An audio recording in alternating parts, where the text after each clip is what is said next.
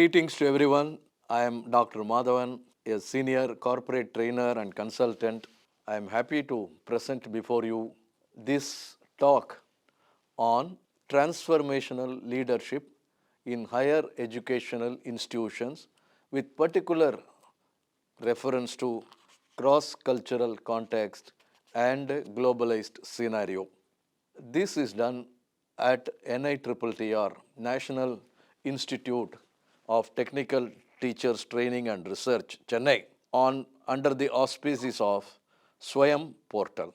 My heartfelt thanks to NITTR and to Swayam Portal. Talk about transformational leadership will broadly cover universal concepts of leadership, although it is all well known, well documented, well crystallized.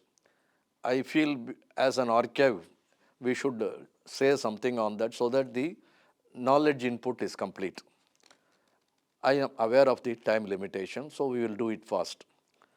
And in what way, number two, in what way leadership of educational institutions, higher education institutions, differs from other industry leadership.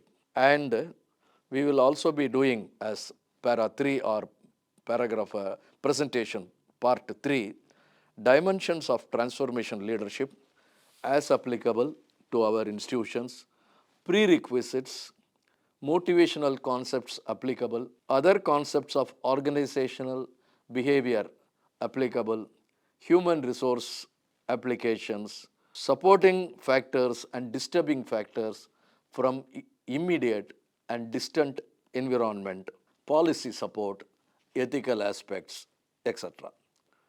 Then part 3 we will be starting attributes of a transformational institution.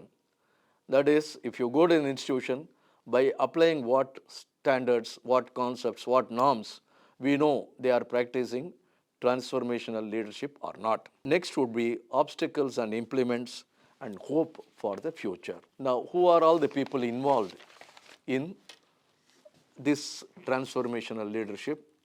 There are 4 categories of stakeholders: the government, the owners of such institutions, policy makers, governing bodies, chairman, chancellors, etc. Next would be the people in the field, like vice chancellor, principals, as well as office people, admin staff, and even HODs. Next would be students and parents. They are very vital stakeholders. Now, by applying the system approach of McKinsey as he applied to business institutions, we find there are many other subsystems like structure, system, style, staff, skills, strategy, all that support the superordinate goal of high class education. So, all these things should be well done so that the final product is well done. Now, some general concepts of leadership. The most standard definition is Robert Tannenbaum. It is an influence exercised in a situation and directed through communication towards achievement of organizational goals. But in a liberal sense, leadership can be taken as a manager's competence in utilizing the resources of the institution to meet the goals or common objectives with best possible benefits to all stakeholders. So institution should prosper, all stakeholders should also benefit. This includes responding, managing, even creating suitable changes in internal and external environment. But generally, the textbook definitions of leadership don't touch external factors. A leader is supposed to manage whatever is in the organization, but transformation leaders will manage the outside factors also. We go to components of suitable sound leadership in a nutshell. Managerial abilities like planning, organizing, directing, intuition and foresight. This is where transformational quality comes in. Next is magnanimity and broad-mindedness. A nitpicking, tit for tat leader will not be acceptable in the wrong run. He can run small outfits, not big institutions. Then, next important factor is what is the source of his powers and support. If a leader doesn't have powers, he cannot do much. So, the source of his power and support from the top. He should not simply have responsibilities and no authority. Then, managing the environment and situational factors. Okay. Then, transformational leadership, some more theories before we go to the practical aspects. It is a leadership where things improve, not simply by a few degrees, but they improve by kind.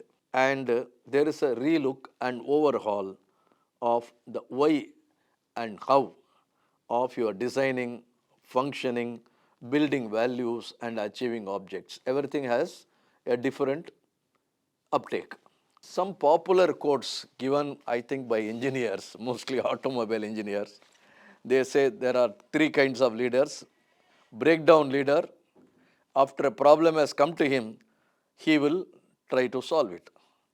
Next is the break even leader, keep scanning the scenario, anticipate, and the moment a problem occurs, try to solve it. Now, the breakthrough leader, that's where our topic comes in. Predict change patterns, even create desirable changes and developments.